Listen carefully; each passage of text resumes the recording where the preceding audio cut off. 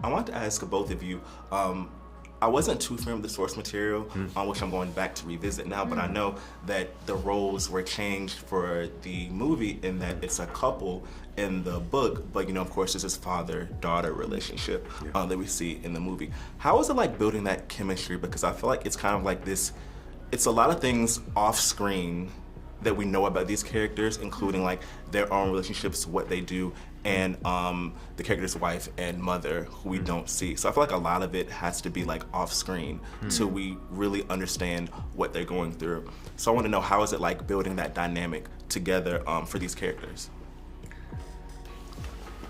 You're such a present person. No, you are. Like, she would be like, yo, basically she's like, can we spend some time together, so to speak? Like, can we sit down and talk, right? And I will admit, I am such a isolationist on a certain level. Like, just cause it's just my own thing. And I really enjoyed the moments that we had in getting to know each other a bit, but I also feel like she's the kind of person, and I could be totally wrong, but you get this vibe that you know each other, even though there's things unsaid, and then there's things that clearly came before you did, So I just think some of it is just a spiritual openness, and that allows you to play together on screen in a way where people will believe you, and then some of it is just a little bit of time together. So, I think for me, you call yourself an isolationist, but Mahershala is a safe place. He is safe. So when I said, can we spend some time, you said yes, and you were so open to that. And you are a very open human, very disarming man, so kind. So I think, chemistry is something that occurs naturally. Building chemistry is really hard. We got lucky. Like, we were kinfolk from day one. It was easy. And the fun part was like figuring out like, what does Ruth's mom look like? Like, that was a conversation, because she got to look like something, because it wasn't decided before we got there. So those were like the fun little things we got to decide, like, what are they like when they fight? Or like, is she a daddy's girl or is she a mommy's girl? That sort of thing that just allows you to have a little more specificity with us, that are those behind the scene things that you feel then they have a closeness, even though we just met each other.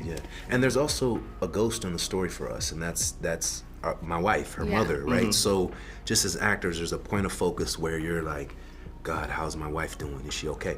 Oh, how's my mom doing? Yo, what's and so we both had the same thing that was sort of in our peripheral as we were passing through the story, that I think helps bond, all these little things that you can't put a number on or check off per se, but I think that they add to a relationship feeling organic, which is the highest compliment or highest goal beyond just telling the story, is to be believable as a family or a couple or whatever the scenario may cause for.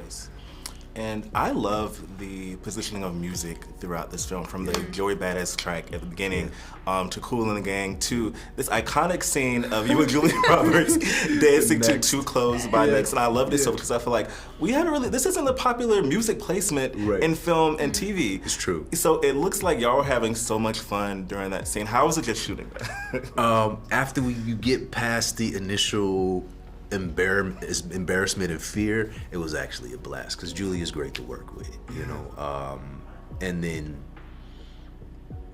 you feel like it's pushing the story along in a way that the film kind of needs a little bit of a it's marching along in such a way that it needs a little respite, I think, from that intensity, and then it kind of gets back to it, pretty quickly. And so I felt like that. I felt like we were working something out that felt good for the movie. Yes. Well, thank you both so much for chatting with me, and I can't wait for more people to see the film. Thank you. And I can't wait to watch it again. Julie, I'll start with you first, because I want to know, how is it like reteaming with Sam? Because one of my favorite seasons of television in the past decade was season 1 of Homecoming on Prime Video. I just loved it so much, and I feel like there are threads of that project, mainly this paranoia that kind of exists between both of those projects. So what was it like working with him once again on this film? Well, this is actually our third project together, because he brought Gaslit to me. He produced that show, and there is always some element of insidious paranoia in everything that Sam seems to bring to me, which is funny because honestly, we are probably the sunniest pair in show business, Sam and I. We're giggly, squiggly, boogly, and then we do these kind of powder keg serious things, which I guess creates the balance in our life. Yeah. We get it out of our system at work, and then we just go about the day And also, you joyfully. guys are good at it because you don't indulge in it, and you're uncomfortable with it. I think because I see in our movie similarities to Homecoming 2 in a positive. They're clearly the work of the same filmmaker, and your guys' collaboration is exciting to be around. Wow. Yay. And either for you, what was it like working on a project like this that kind of taps into a lot of the uneasiness that we're feeling right after the pandemic and during the pandemic as well? I feel like this is an interesting project to have, you know, considering a lot of the pandemic that what we went through was kind of like similar, like not knowing what's going on.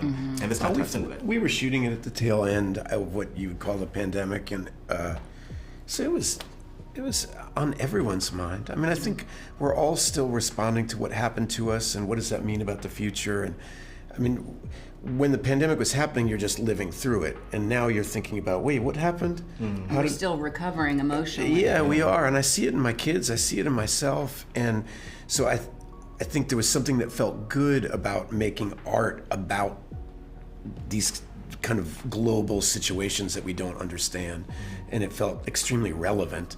We're being tested all the time still while we're shooting the movie, and a sense of a loss of control of your immediate environment, your surroundings, and are we going to go back to normal? Those are questions we're actually asking ourselves at the time, and so. Yeah.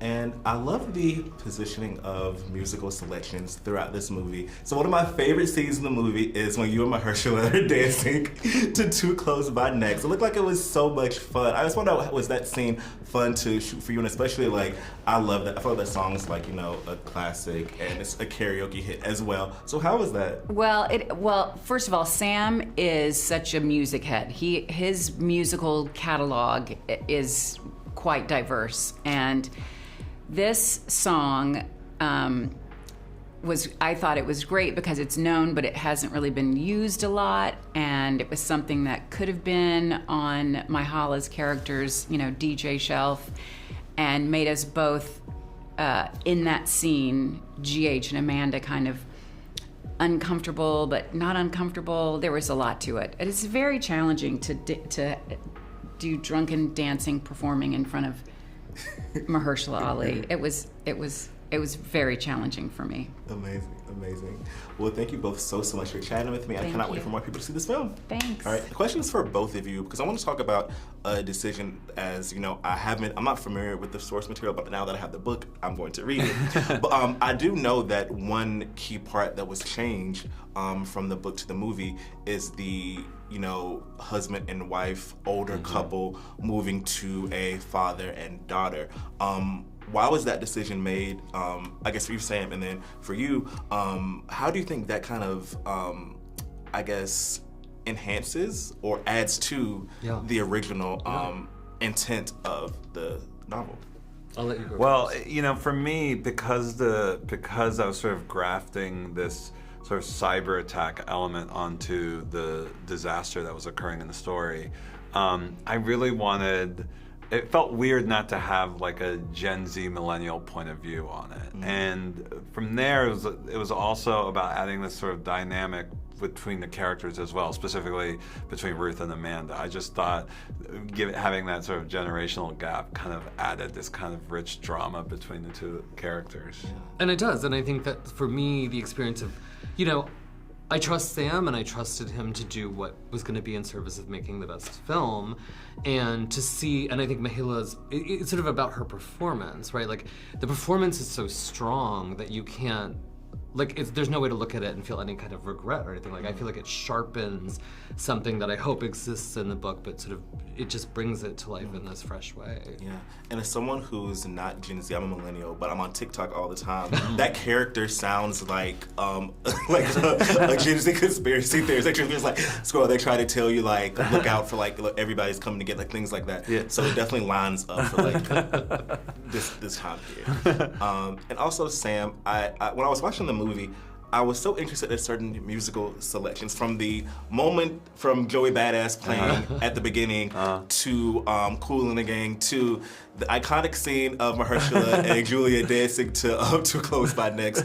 I wanted to know the importance you think of having these, I guess, very the songs kind of juxtaposed with the gravity of the situations that they're going through. So I want to know more about the insight on that process. I mean, I think it's human nature that in moments of crisis, we get so uncomfortable that we laugh and that we release in these sort of kind of unexpected, potentially silly ways. And specifically with the dance sequence, I thought it was so important that after going through the kind of bleakness that they went through, that they were going to cut loose and dance to a song like Too Close. And I, in general, when I think about tone, it's very easy, especially when you're doing a thriller, to fall back on cliches and just have ominous music and really kind of stick to a sort of austere, foreboding kind of tone. But with musical choices, I wanted to figure out a way to subvert those expectations because, for me, when you're in the audience and you're not entirely sure how the next thing is going to be played, that could be a very exhilarating moment, and you can kind of sustain tension better that way when things are kind of coming out of left field. Yeah, and I like that as well because I feel like since Jordan Peele did it in Get Out, everyone wants to have like a song and remix it to make it like very spooky, and every film has done that since then. So I liked it was refreshing to not see like, okay, it doesn't have to have a foreboding soundtrack, right, because that's not what we picture in our heads when we're in situations that are threatening. Right. It's just like human nature. We do the opposite. I mean, during the pandemic, what did we all watch? We all watched Tiger King. Yeah. We're all afraid of our lives, afraid of the lives of our family and loved ones. People are dying, and we're watching a silly reality show. And I think that's what's so human about it. And a lot of those elements were in the book too. Yeah. Yes. Well, thank you both so Thank much for you. chatting with me. I can't wait for people to see the film. Thank Have a you. good Thanks one. so much.